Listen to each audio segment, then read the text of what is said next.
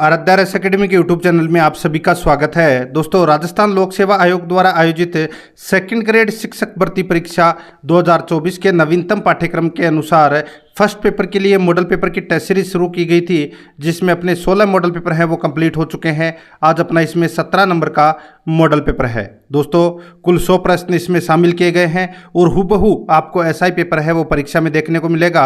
अगर आप दोस्तों 80 प्लस प्रश्न सही करना चाहते हैं तो दोस्तों रोजाना आपको एक मॉडल पेपर का टेस्ट है वो अवश्य देना है और रोजाना आपको मेरे साथ में चलना है। अगर आपने पिछले 16 मॉडल पेपरों का अगर टेस्ट नहीं दिया है तो आप प्लेलिस्ट में जाइए, वहाँ पे आपको फोल्डर मिल जाएगा। सेकंड ग्रेड मॉडल पेपर के नाम से आपको वहाँ फोल्डर मिलेगा, तो आप वहाँ जाकर पिछले मॉडल पेपरों का टेस्ट है वो अवश्य दें। और आराध्या रेस अकेडमी के यूट्यूब चैनल को अगर आपने अभी तक सब्सक्राइब नहीं किया तो सब्सक्राइब जरूर करें, बेल आइकन को दबाएं, वीडियो को लाइक है और अपने दोस्तों के पास में शेयर जरूर करें। तो चलिए दोस्तों शुरू करते हैं आज का अपना 17 नंबर का मॉडल पेपर है। देखिए पहला प्रश्न, पश्चिमी राजस्थान में पश्चिमी रेतीला मैदान की पूर्वी सीमा निम्न में से कौन सी समवर्षा रेखा बनाती है? 4 ऑप्शन आपके सामने है, मन में उत्तर सोच लो दोस्तों क्या होगा। देखते हैं कितने लोगों का सही निकलता है ये उत्तर। पश्चिमी राजस्थान में पश्चिमी रेतीला मैदान की पूर्वी सीमा निम्न में से कौन सी समवर्षा रेखा बनाती है? मन में उत्तर सोच लिया होगा आपने, तो दोस्तों इसका राइट आंसर हो जाएगा वो है 50 सेमी समवर्षा रेखा। ठीक है, अब दोस्तों ये तो ऑप्शन में ही नहीं है, तो आप सभी का जिसने भी 40 या जो भी सोचा होगा वो सभी का गलत होगा। यहाँ पर ऑप्शन दोस्तों आपको 40 की जगह 50 करना है, 50 सेंटीमीटर समवर्षा रेखा। ठीक है, तो यहाँ पर सी नंबर का ऑप्शन राइट आंसर हो जाएगा, 50 सेमी करना है इसका सही उत्तर। ठीक है, आगे देखिए सेकंड नंबर का प्रश्न है, मानसून पवने ग्रीष्म ऋतु में बहती है। मानसून पवने ग्रीष्म ऋतु में बहती है, तो दोस्तों ये बहती है, बताइए किस तरफ से किस तरफ?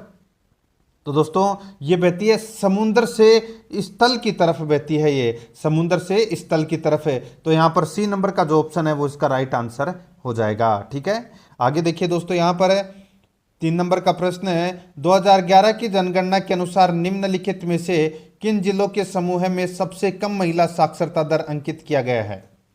2011 की जनगणना के अनुसार निम्नलिखित में से किन जिलों के समूह में सबसे कम महिला साक्षरता दर अंकित किया गया है?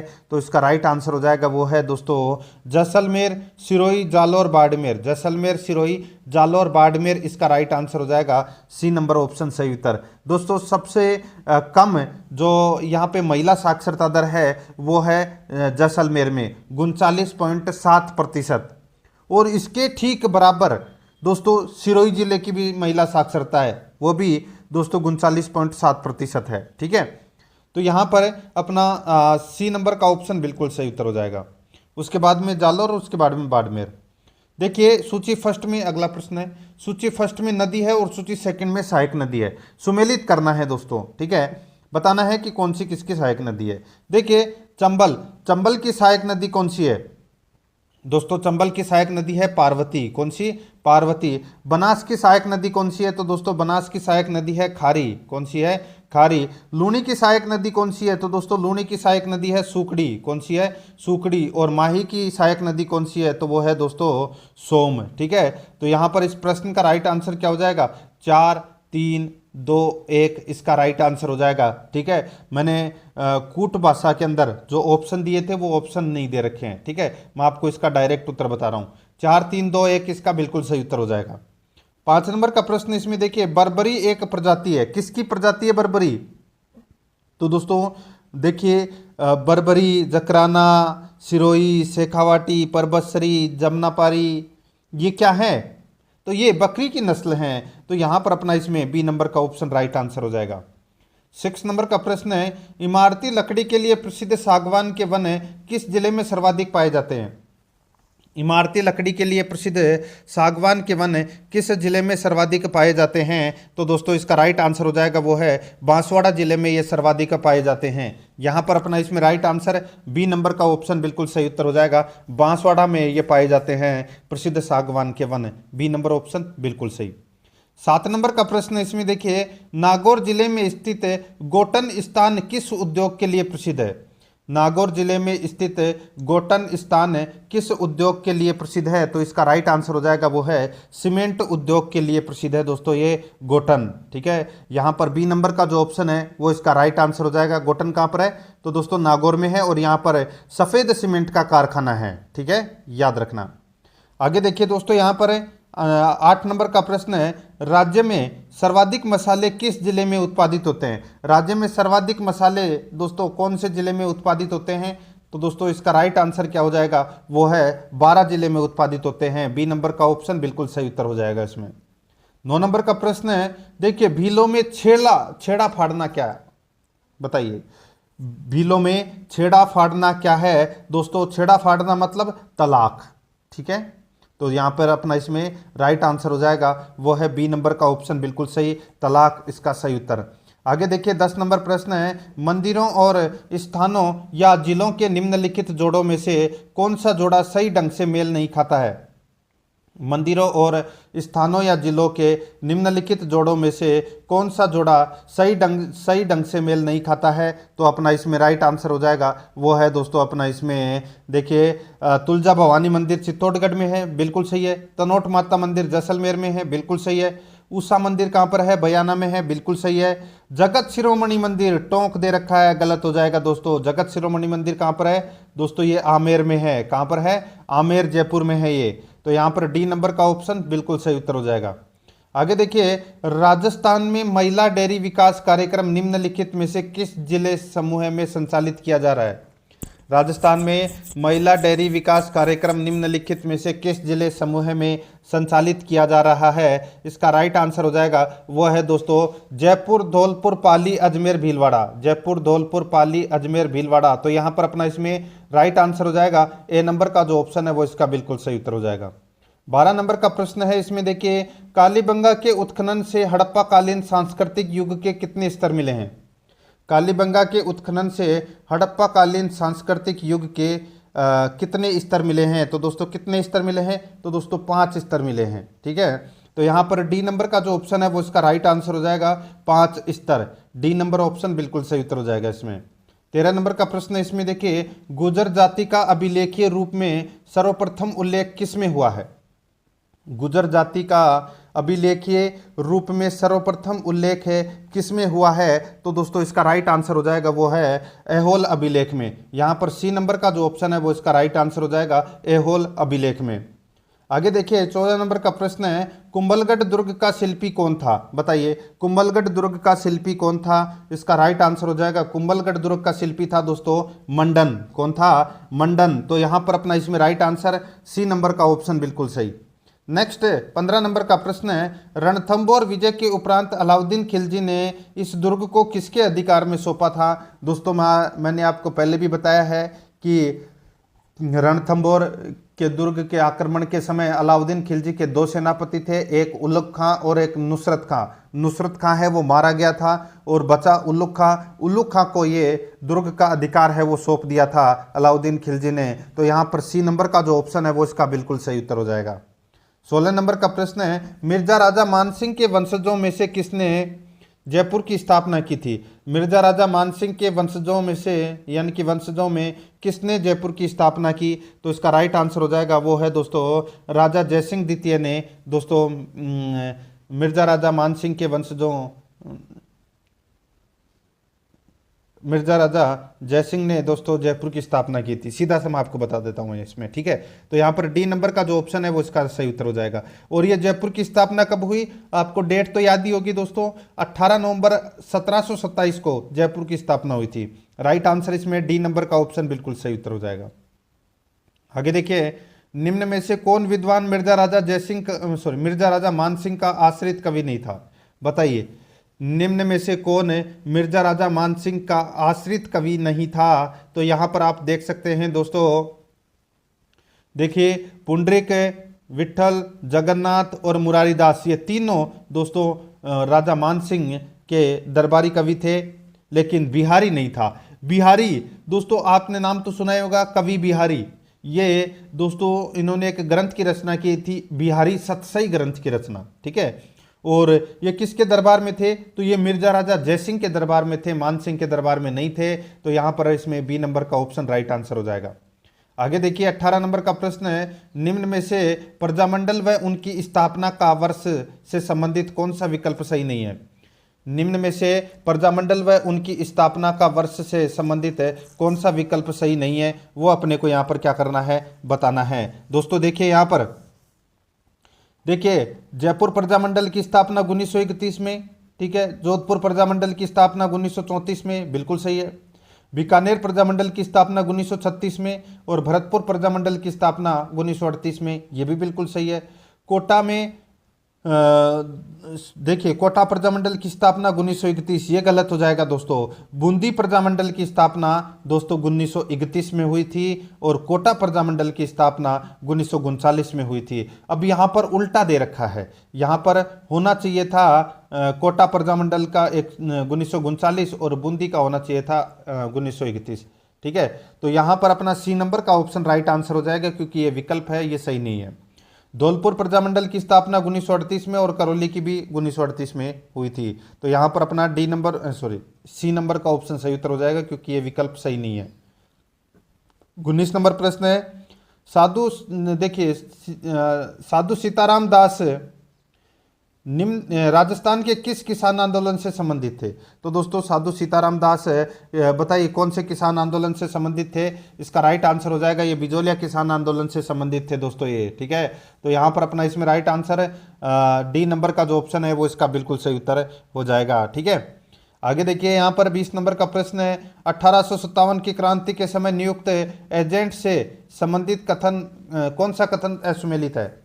1857 की क्रांति के समय नियुक्त एजेंट से संबंधित कौन सा कथन इसमें असुमेलित है, वो अपने को यहाँ पर बताना है, ठीक है। देखिए जयपुर का पॉलिटिकल एजेंट था दोस्तों विलियम ईडन, बिल्कुल सही है। जोधपुर का था दोस्तों मेक मोशन, ये भी बिल्कुल सही है। और उदयपुर का पॉलिटिकल एजेंट था कैप्टन सोवर्स, ये भी बिल्कुल सही है। अब यहाँ पे सिरोही का मॉरिसन दे रखा है दोस्तों, मॉरिसन है ये भरतपुर का पॉलिटिकल एजेंट था, ठीक है। मॉरिसन भरतपुर का पॉलिटिकल एजेंट था और सिरोही का जो दोस्तों पॉलिटिकल एजेंट था वो था दोस्तों जेडी हॉल, ठीक है। जेडी हॉल ये था सिरोही का पॉलिटिकल एजेंट, ठीक है। तो यहाँ पर अपना इसमें बी नंबर का ऑप्शन राइट आंसर हो जाएगा। 21 नंबर प्रश्न है, डाबी हत्याकांड 1923 का किस किसान आंदोलन से संबंध था? बताइए डाबी हत्याकांड 1923 का किस आंदोलन से संबंध था? तो दोस्तों इसका राइट आंसर हो जाएगा बूंदी किसान आंदोलन से इसका संबंध था। राइट आंसर हो जाएगा यहाँ पर, देखिए इसमें सही से टाइप नहीं हुआ है, ए नंबर का ऑप्शन कर लेना, बूंदी किसान आंदोलन से संबंधित था। यहाँ पर ए नंबर का ऑप्शन राइट आंसर हो जाएगा, ठीक है।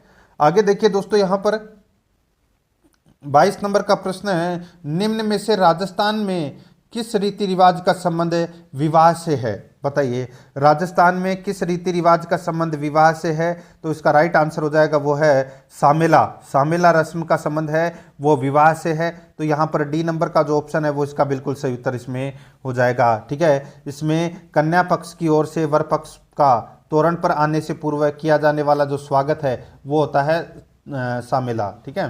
तो यहाँ पर डी नंबर ऑप्शन बिल्कुल सही उत्तर हो जाएगा।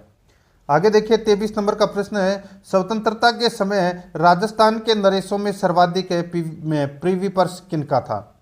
स्वतंत्रता के समय राजस्थान के नरेशों में सर्वाधिक प्रीवी पर्स किनका था? तो यहाँ पर अपना इसमें राइट आंसर हो जाएगा वो है मान सिंह जयपुर का। यहाँ पर ए नंबर का जो ऑप्शन है वो इसका बिल्कुल सही उत्तर हो जाएगा मान सिंह जयपुर का। दोस्तों मान सिंह जयपुर का जो प्रीवी पर्स था वो था 18 लाख रुपए।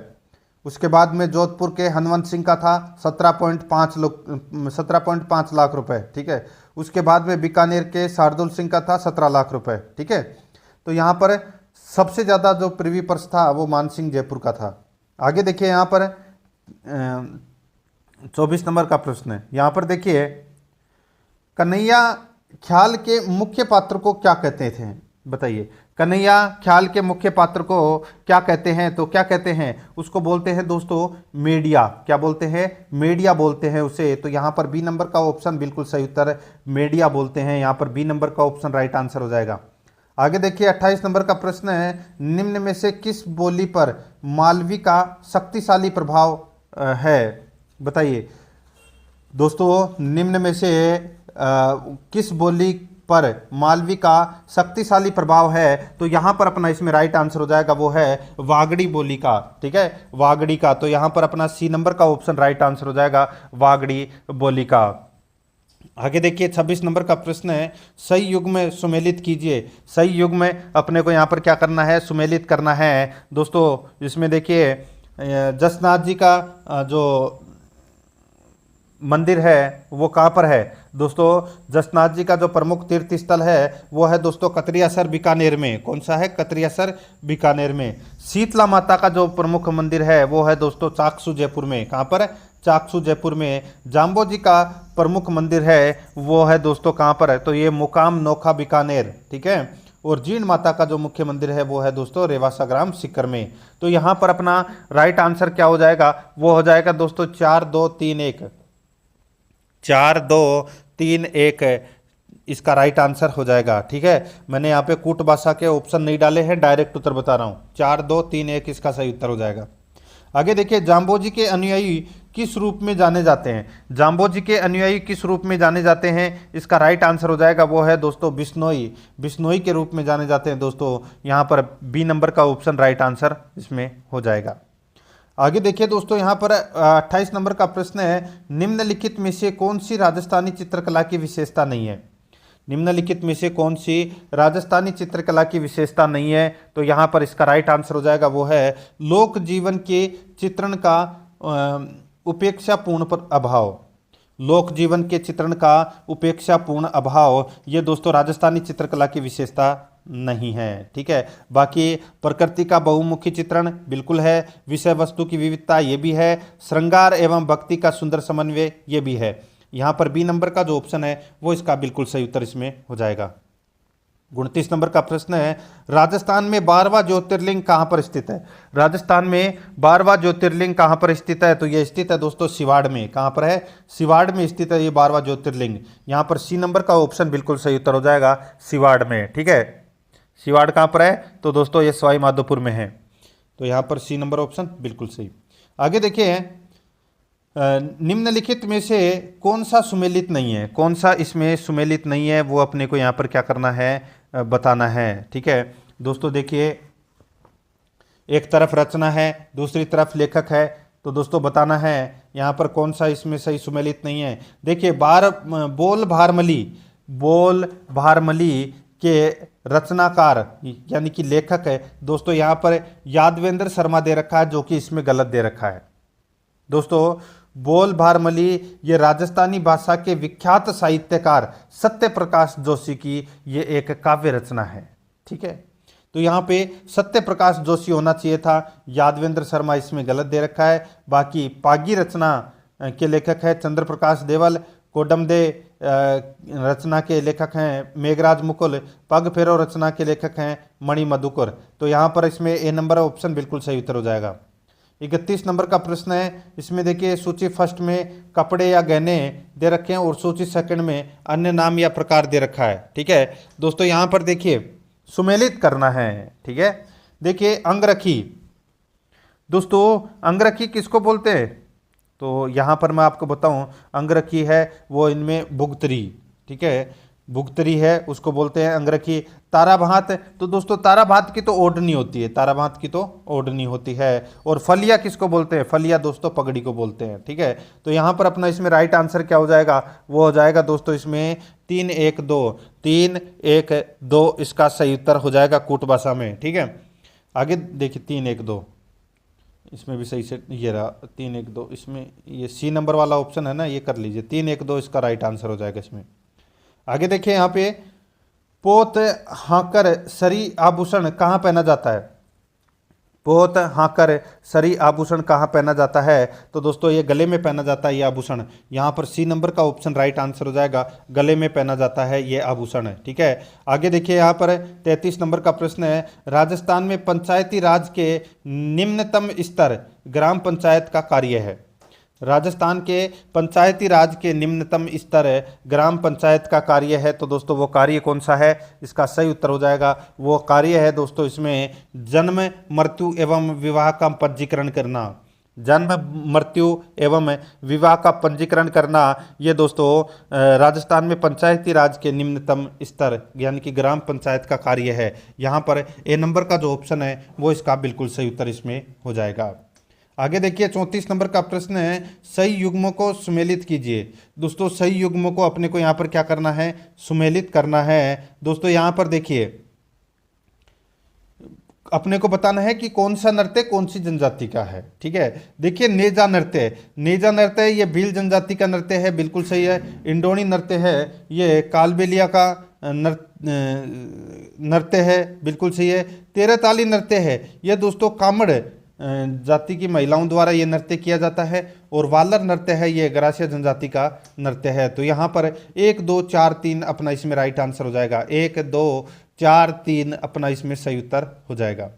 35 नंबर का प्रश्न है, निम्न में से किस क्षेत्र में सीताबाड़ी का मेला आयोजित किया जाता है। बताइए किस क्षेत्र में सीताबाड़ी का मेला आयोजित किया जाता है। इसका सही उत्तर हो जाएगा वो है दोस्तों हाड़ौती में। यहाँ पर ए नंबर का ऑप्शन राइट आंसर हो जाएगा। हाड़ौती में ये आयोजित किया जाता है, ए नंबर ऑप्शन बिल्कुल सही। आगे देखिए राजस्थान में राज्य प्रशासन के विधिज्ञ प्रमुख है। राजस्थान में राज्य प्रशासन के विधिज्ञ प्रमुख हैं, तो वो कौन है, इसका सही उत्तर हो जाएगा वो है राज्य के राज्यपाल। यहाँ पर डी नंबर का जो ऑप्शन है वो इसका राइट आंसर हो जाएगा। दोस्तों राज्यपाल राज्य का संवैधानिक प्रधान तथा कार्यपालिका शक्ति का सर्वोच्च प्रधान होता है। तो यहाँ पर डी नंबर ऑप्शन बिल्कुल सही उत्तर हो जाएगा। 37 नंबर का प्रश्न है, इसमें देखिए राज्य को शासकीय कार्यों में सहायता एवं परामर्श देने के लिए मंत्री परिषद का प्रावधान किया गया है, जिसका मुखिया होता है। राज्यपाल को शासकीय कार्यों में सहायता एवं परामर्श देने के लिए मंत्री परिषद का प्रावधान किया गया है, जिसका मुखिया होता है। दोस्तों इसका मुखिया कौन होता है, तो ये होता है दोस्तों मुख्यमंत्री। तो यहाँ पर इसमें ए नंबर का ऑप्शन राइट आंसर हो जाएगा मुख्यमंत्री। आगे देखिए 38 नंबर का प्रश्न है, राजस्थान का विधानसभा कहाँ स्थित है। बताइए राजस्थान का विधानसभा, ये तो दोस्तों सभी को पता होगा। ये भी नहीं पता है राजस्थान का विधानसभा, ये तो सभी को पता है जयपुर में है। और जयपुर में कहाँ पर है, तो दोस्तों ये लाल कोठी में है। ठीक है, लाल कोठी जयपुर में है। डी नंबर का ऑप्शन बिल्कुल सही उत्तर हो जाएगा, इसमें याद रखना। ठीक है, आगे देखिए यहाँ पर है 39 नंबर का प्रश्न है। देखिए राज्यपाल अपने सविवेकी कृत्यों को छोड़कर अपने कर्तव्यों का निर्वहन की सहायता और सलाह से करेगा। राज्यपाल अपने सविवेकी कृत्यों को छोड़कर अपने कर्तव्यों का निर्वहन की सहायता और सलाह से करेगा। तो यहाँ पर अपना इसमें राइट आंसर हो जाएगा वो है मुख्यमंत्री एवं मंत्री परिषद की सलाह से ये अपने कार्यों का निर्वहन करेगा। यहाँ पर बी नंबर का ऑप्शन बिल्कुल सही उत्तर हो जाएगा। 40 नंबर का प्रश्न इसमें देखिए राजस्थान की कौन सी विधानसभा में सदस्यों की संख्या 200 की गई, जो वर्ष 2026 तक यथावत रहेगी। राजस्थान की कौन सी विधानसभा में सदस्यों की संख्या 200 की गई, जो वर्ष 2026 तक यथावत रहेगी। इसका राइट आंसर हो जाएगा वो है छठी। दोस्तों छठी विधानसभा में ये सदस्यों की संख्या है वो निर्धारित की गई 200। ठीक है, और ये 2026 तक 200 ही रहेगी। उसके बाद में अगर आप चेंज करना चाहें तो कर सकते हैं। ठीक है, आगे देखिए यहाँ पर 41 नंबर का प्रश्न है, डूंगरपुर प्रजामंडल की स्थापना किसने की। तो ये की थी दोस्तों भोगीलाल पांड्या ने। किसने, भोगीलाल पांड्या ने। तो यहाँ पर सी नंबर का ऑप्शन राइट आंसर हो जाएगा, भोगीलाल पांड्या ने। आगे देखिए 42 नंबर का प्रश्न है, पंचभद्रा बाड़मेर में कार्यरत ऑयल रिफाइनरी किसका संयुक्त उपक्रम है। पंचभद्रा बाड़मेर में कार्यरत ऑयल रिफाइनरी किसका संयुक्त उपक्रम है। तो ये उपक्रम है दोस्तों HPCL और राजस्थान सरकार का ये संयुक्त उपक्रम है। और ये पिछली बार RS में भी ये प्रश्न पूछा गया था। ठीक है, HPCL की 74% की हिस्सेदारी है और राजस्थान सरकार की दोस्तों इसमें 26% की हिस्सेदारी है। ठीक है, तो यहाँ पर डी नंबर का ऑप्शन राइट आंसर हो जाएगा।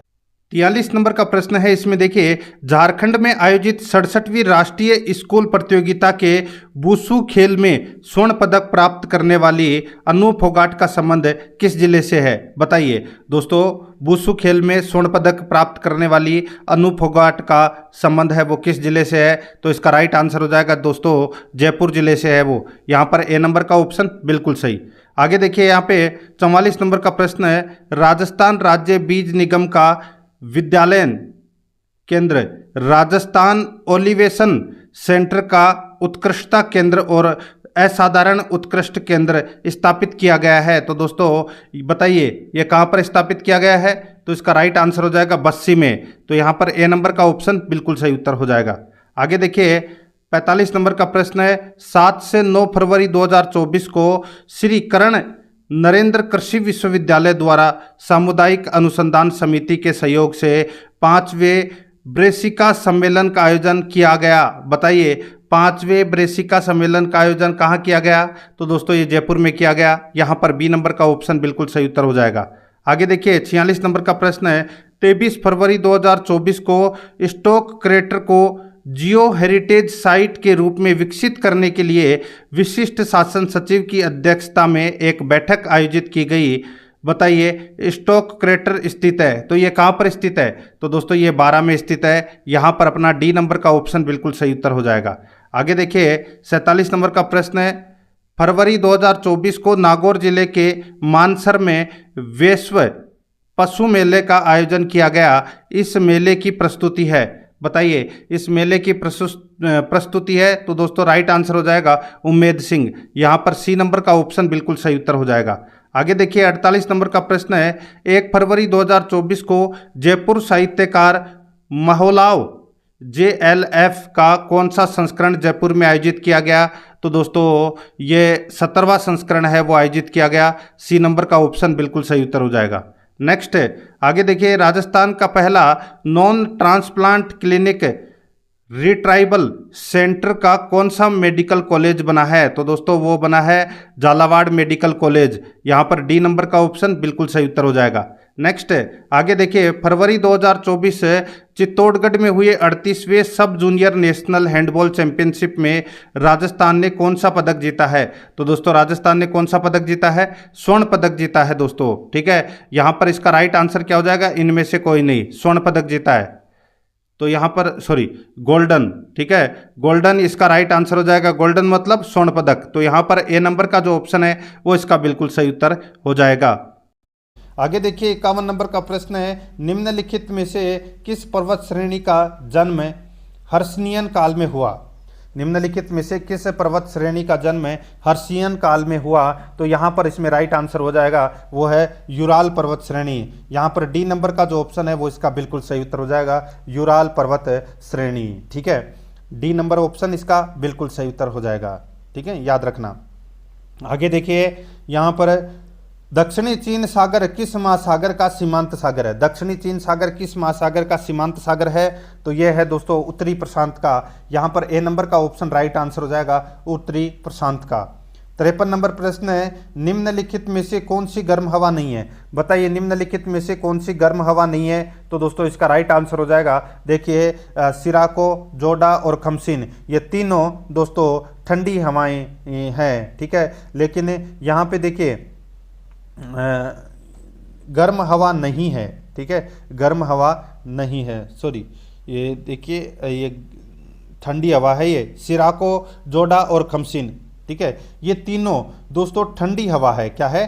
ठंडी हवा है। ये बोरा है, ये दोस्तों यूगोस्लाविया के एड्रियाटिक तट पर चलने वाली ये ठंडी हवा है, उसको बोरा बोलते हैं। ठीक है, तो यहाँ पर अपना इसमें राइट आंसर डी नंबर का ऑप्शन हो जाएगा, ये ठंडी है।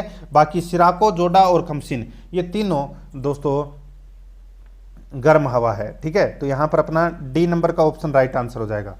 आगे देखिए पेरिस समझौते के अनुसार इस शताब्दी में विश्व तापमान वृद्धि को नियंत्रित रखने का लक्ष्य रखा गया है। पेरिस समझौते के अनुसार इस शताब्दी में विश्व तापमान वृद्धि को नियंत्रित रखने का लक्ष्य रखा गया है। तो ये लक्ष्य रखा गया है दोस्तों पूर्व औद्योगिक स्तर से 2 डिग्री सेल्सियस से पर्याप्त नीचे। पूर्व औद्योगिक स्तर से 2 डिग्री सेल्सियस से पर्याप्त नीचे। यहाँ पर सी नंबर का ऑप्शन राइट आंसर इसमें हो जाएगा। 55 नंबर प्रश्न इसमें देखिए सर्वाधिक ग्रीन हाउस गैसों का उत्सर्जन करने वाला देश है। सर्वाधिक ग्रीन हाउस गैसों का उत्सर्जन करने वाला देश है, तो वो कौन सा देश है? इसका राइट आंसर हो जाएगा वो है दोस्तों इसमें कौन सा? तो दोस्तों वो है अमेरिका। तो यहाँ पर अपना इसमें राइट आंसर हो जाएगा सी नंबर का ऑप्शन बिल्कुल सही उत्तर हो जाएगा, अमेरिका को। ठीक है, आगे देखिए 56 नंबर प्रश्न है विक्टोरिया झील किन अफ्रीकी देशों के मध्य स्थित है?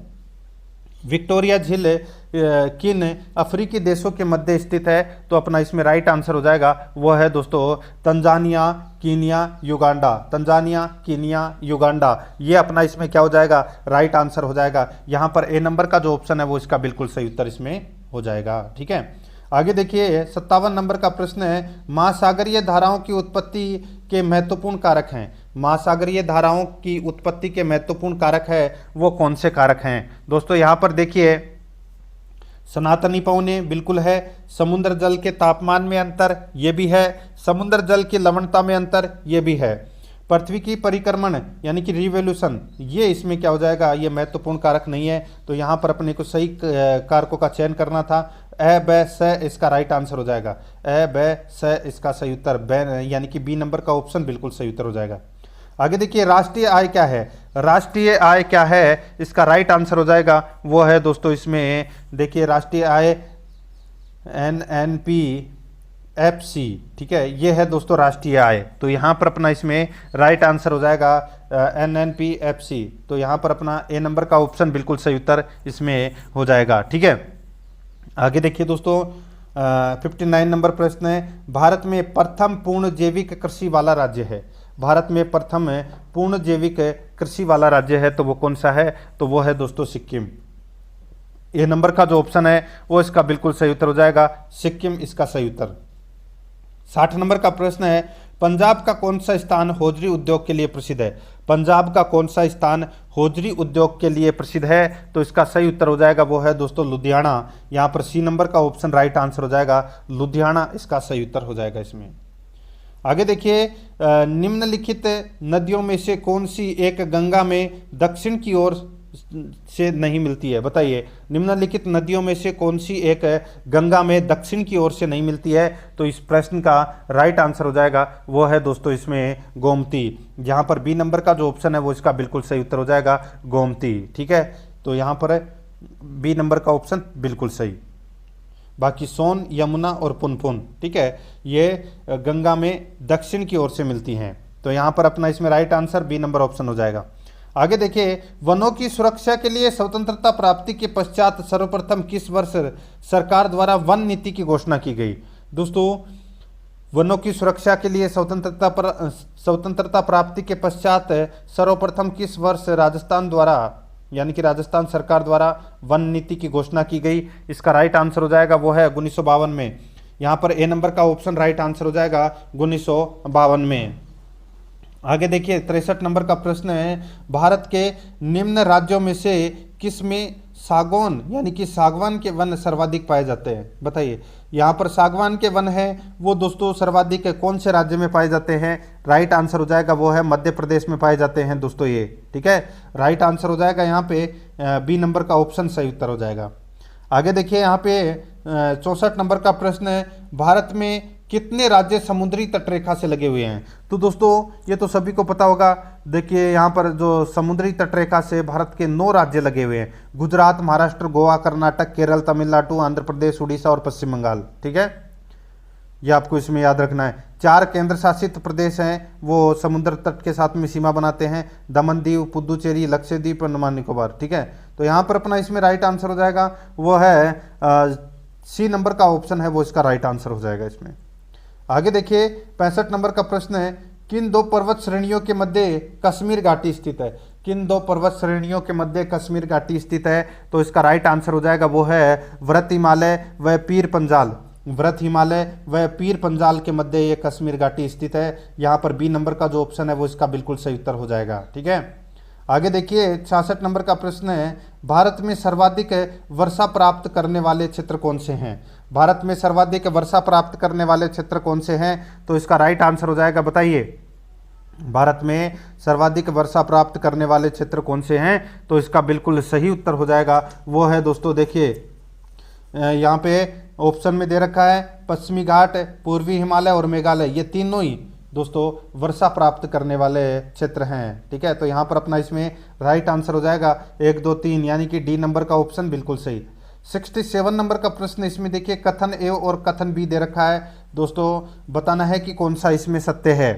ठीक है, अब यहाँ पे देखिए दोस्तों उत्तर भारत की अधिकांश नदियां हिमालय पर्वत से निकलती है, बिल्कुल सही है। कथन बी में देखिए, हिमालय से निकलने वाली नदियां नित्यवाही होती है, बिल्कुल सही है। ये दोनों कथन है वो दोस्तों इसमें क्या है, बिल्कुल सही है। तो यहाँ पर अपना इसमें सही उत्तर क्या हो जाएगा, वो है दोस्तों देखिए दोनों कथन सत्य है। सी नंबर का जो ऑप्शन है वो इसका बिल्कुल सही उत्तर हो इसमें हो जाएगा।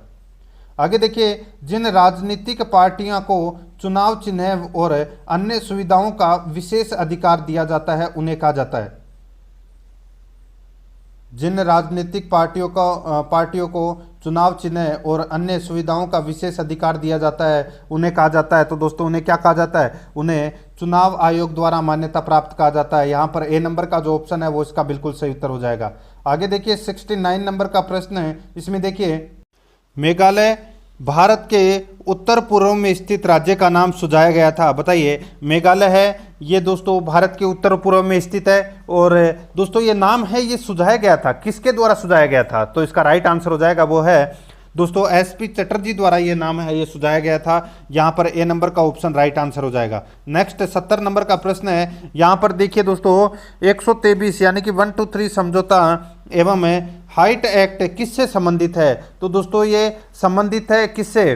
तो ये दोस्तों संयुक्त राज्य अमेरिका और भारत गणराज्य के मध्य हस्ताक्षरित किया गया था। तो यहाँ पर अपना इसमें राइट आंसर क्या हो जाएगा, वो है भारत अमेरिका असैनिक परमाणु समझौता है ये। तो यहाँ पर ए नंबर का ऑप्शन बिल्कुल सही उत्तर इसमें हो जाएगा। नेक्स्ट 71 नंबर का प्रश्न है, इसमें देखिए निम्न में से कौन सी संस्थाओं का प्रधान प्रधानमंत्री होता है? दोस्तों कौन सी संस्थाओं का प्रधान प्रधानमंत्री होता है? तो यहाँ पर देखिए दोस्तों आपको दिख रहा होगा वित्त आयोग का नहीं होता, नीति आयोग का दोस्तों जो प्रधान है वो प्रधानमंत्री होता है। यहाँ पर सिर्फ और सिर्फ सेकंड सही है, अल्पसंख्यक आयोग का भी नहीं होता, विधि आयोग का भी नहीं होता। तो यहाँ पर अपना इसमें राइट आंसर हो जाएगा, केवल सेकंड इसमें सही है। तो यहाँ पर सी नंबर का ऑप्शन बिल्कुल सही उत्तर इसमें हो जाएगा। आगे देखिए, ब्रिटिश संसद द्वारा निर्मित किस कानून ने प्रांतों में द्वैध शासन स्थापित किया? तो दोस्तों प्रांतों में जो द्वैध शासन है ये स्थापित किया था 1919 का मॉन्टेग्यू चेम्सफोर्ड सुधार अधिनियम। तो यहाँ पर अपना इसमें राइट आंसर सी नंबर का ऑप्शन हो जाएगा इसमें, ठीक है। आगे देखिए यहाँ पर 73 नंबर का प्रश्न है, राष्ट्रपति के निर्वाचन से उत्पन्न विवादों की जांच किसके द्वारा की जाती है? तो ये तो सभी को पता होगा दोस्तों, सुप्रीम कोर्ट यानी कि उच्चतम न्यायालय द्वारा की जाती है। बी नंबर का ऑप्शन बिल्कुल सही। आगे देखिए यहाँ पर 74 नंबर का प्रश्न है, भारतीय नागरिकों को वर्तमान में कितने मूल अधिकार भारत के संविधान द्वारा प्रदान किए गए हैं?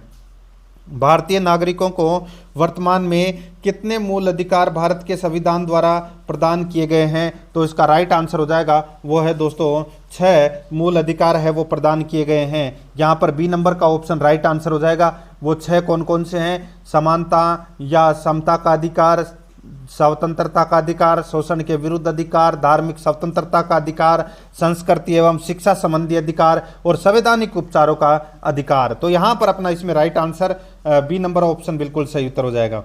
आगे देखिए संविधान सभा के स्थायी सभापति थे। तो दोस्तों स्थायी सभापति कौन थे? तो वो थे doctor Rajendra Prasad. B number का option right answer doctor Rajendra Prasad. आगे देखिए भारत के किस भाग में जन कल्याणकारी राज्य की अवधारणा को विस्तारित से उल्लेखित किया गया है?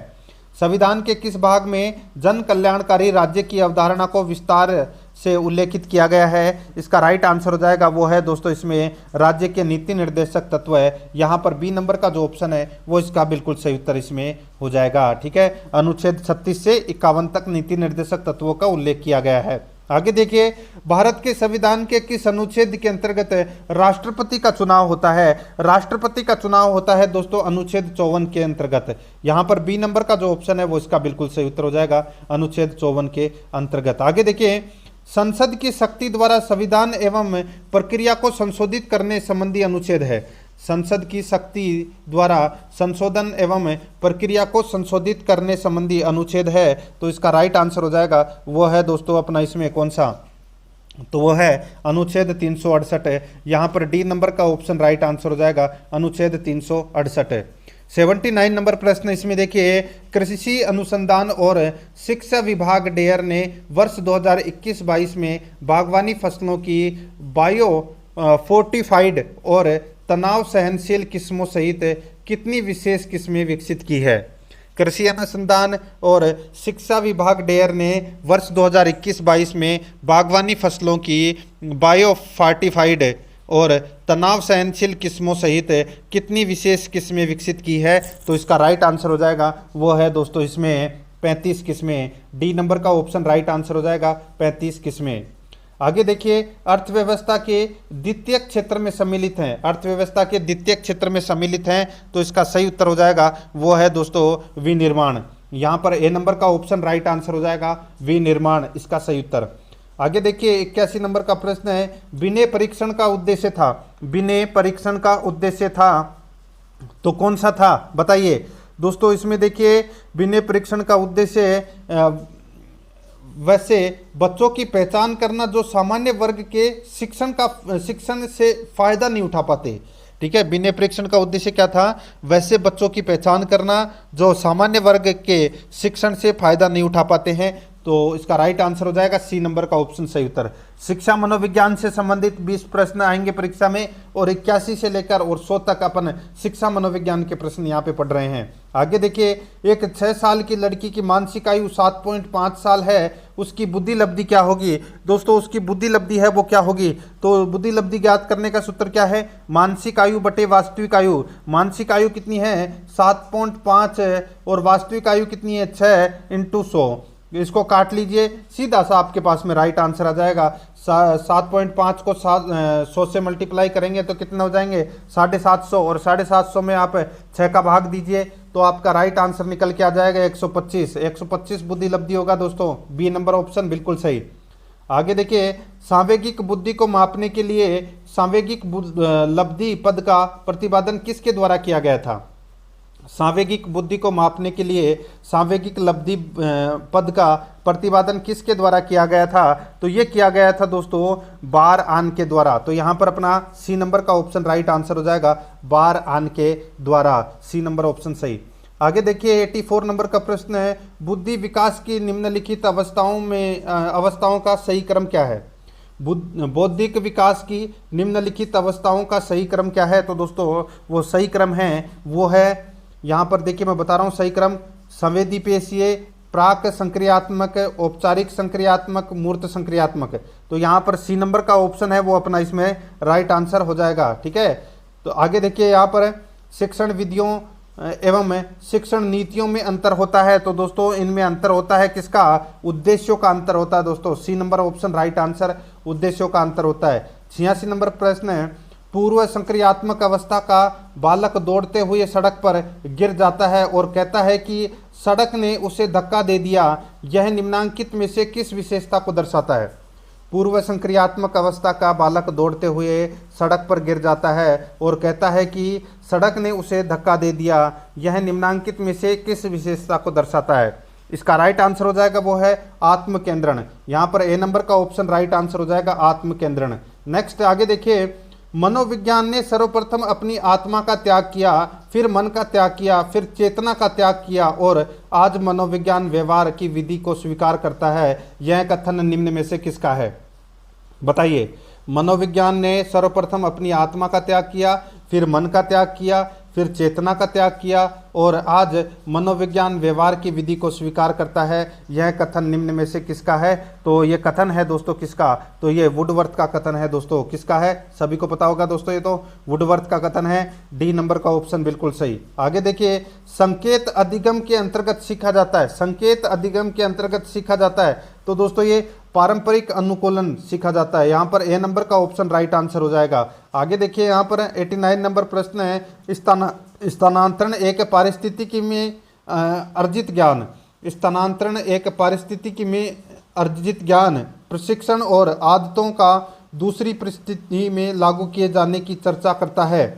स्थानांतरण एक परिस्थिति में अर्जित ज्ञान, ठीक है, स्थानांतरण एक परिस्थिति में अर्जित ज्ञान प्रशिक्षण और आदतों का दूसरी परिस्थिति में लागू किए जाने की चर्चा करता है। अधिगम स्थानांतरण की उपयुक्त परिभाषा किसके द्वारा दी गई है? ये परिभाषा दी गई है दोस्तों सोरेनसन के द्वारा। यहाँ पर बी नंबर का ऑप्शन राइट आंसर हो जाएगा सोरेनसन के द्वारा।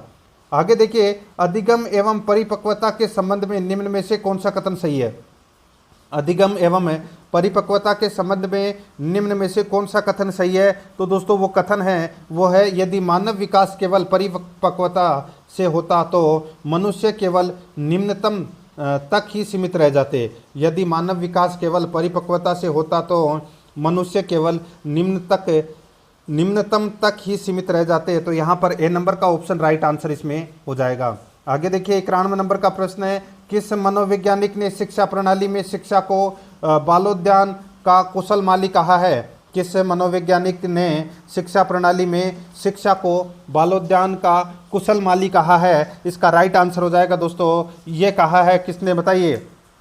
तो ये फ्रोबेल ने कहा है। किसने? फ्रोबेल ने। राइट आंसर हो जाएगा इसमें बी नंबर ऑप्शन बिल्कुल सही। आगे देखिए, व्यक्तित्व के शरीर रचना सिद्धांत के प्रतिपादक माने जाते हैं तो कौन माने जाते हैं? दोस्तों वो माने जाते हैं शेल्डन।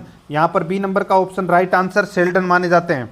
आगे देखिए यहाँ पर निम्न में से कौन सी अभिक्षमता परीक्षण की विधि है? निम्न में से कौन सी अभिक्षमता परीक्षण की विधि है? तो दोस्तों यहाँ पे आपको दिख रहा होगा, देखिए दृष्टि एवं श्रवण संबंधी परीक्षण, लिपिक अभिक्षमता परीक्षण, स्नायविक एवं हस्तकौशल परीक्षण। तो दोस्तों इसका राइट आंसर हो जाएगा उपरोक्त सभी। यहाँ पर डी नंबर का ऑप्शन बिल्कुल सही उत्तर हो जाएगा। आगे देखिए, व्यक्ति के अंदर उन मनोशारीरिक गुणों का गत्यात्मक संगठन है जो वातावरण के साथ उसका अनूठा समायोजन स्थापित करता है। यह परिभाषा किसके द्वारा दी गई? दोस्तों ये परिभाषा है, ये आलपोर्ट के द्वारा ये परिभाषा दी गई। यहाँ पर डी नंबर का ऑप्शन राइट आंसर हो जाएगा, आलपोर्ट के द्वारा। नेक्स्ट आगे देखिए, यहाँ पर बहिर्मुखी विद्यार्थी अंतर्मुखी विद्यार्थी से किस विशेषता के आधार पर निम्न होता है? बहिर्मुखी विद्यार्थी अंतर्मुखी विद्यार्थी से किस विशेषता के आधार पर निम्न होता है? तो इसका राइट आंसर हो जाएगा वो है, देखिए मन ही मन परेशान होने की अपेक्षा अपनी भावनाओं को अभिव्यक्त करता है। यहाँ पर बी नंबर का ऑप्शन बिल्कुल सही उत्तर हो जाएगा। 96 नंबर का प्रश्न है, निम्न में से कौन सी मानवतावादी मनोविज्ञान की विशेषता है? निम्न में से कौन सी मानवतावादी मनोविज्ञान की विशेषता है? तो इसका राइट आंसर हो जाएगा वो है दोस्तों, इसमें देखिए पूरे जीवन इतिहास पर बल डालना, व्यक्ति के आंतरिक प्रकृति को समझना, मनोवैज्ञानिक स्वास्थ्य पर बल देना। तो इसका राइट आंसर हो जाएगा उपरोक्त सभी। यहाँ पर डी नंबर का ऑप्शन राइट आंसर हो जाएगा उपरोक्त सभी। 97 नंबर प्रश्न है, एक अध्यापक को निम्न में से किस कथन से सहमत होना चाहिए? एक अध्यापक को निम्न में से किस कथन से सहमत होना चाहिए? तो इसका राइट आंसर हो जाएगा वो है, बाह्य अभिप्रेरणा तब होती है जब अधिगमकर्ता बाह्य पुरस्कार प्राप्त करने के लिए कार्य करते हैं। यहाँ पर बी नंबर का ऑप्शन बिल्कुल सही उत्तर इसमें हो जाएगा। 98 नंबर प्रश्न इसमें देखिए, गिलफोर्ड ने अभिसारी चिंतन पद का प्रयोग किसके समान अर्थ में किया है? गिलफोर्ड ने अभिसारी चिंतन पद का प्रयोग किसके समान अर्थ में किया है? तो इसका राइट आंसर हो जाएगा वो है सृजनात्मकता के। तो यहाँ पर बी नंबर का ऑप्शन राइट आंसर हो जाएगा सृजनात्मकता के। आगे देखिए 99 नंबर प्रश्न है, अधिगम निर्योग्यता का लक्षण है। अधिगम निर्योग्यता का लक्षण है तो वो कौन सा है? वो है दोस्तों अवधान संबंधी बाधा या विकार। सी नंबर का जो ऑप्शन है वो इसका बिल्कुल सही उत्तर हो जाएगा। आगे देखिए 100 नंबर का प्रश्न है, निम्न में से सकारात्मक अभिप्रेरणा का उदाहरण है। सकारात्मक अभिप्रेरणा का उदाहरण है तो वो कौन सा है? तो वो है दोस्तों प्रोत्साहन है। यहाँ पर डी नंबर का जो ऑप्शन है वो इसका बिल्कुल सही उत्तर इसमें हो जाएगा। तो दोस्तों पेपर आपको कैसा लगा कमेंट में ज़रूर बताएं, और अगर आपने पिछले मॉडल पेपर नहीं देखे हैं तो वो ज़रूर देखें, और आराध्या RS अकेडमी के यूट्यूब चैनल को सब्सक्राइब जरूर करें, बेल आइकन को दबाएं, वीडियो को लाइक और अपने दोस्तों के पास में शेयर जरूर करें। मिलते हैं दोस्तों नेक्स्ट वीडियो में। जय हिंद, जय भारत।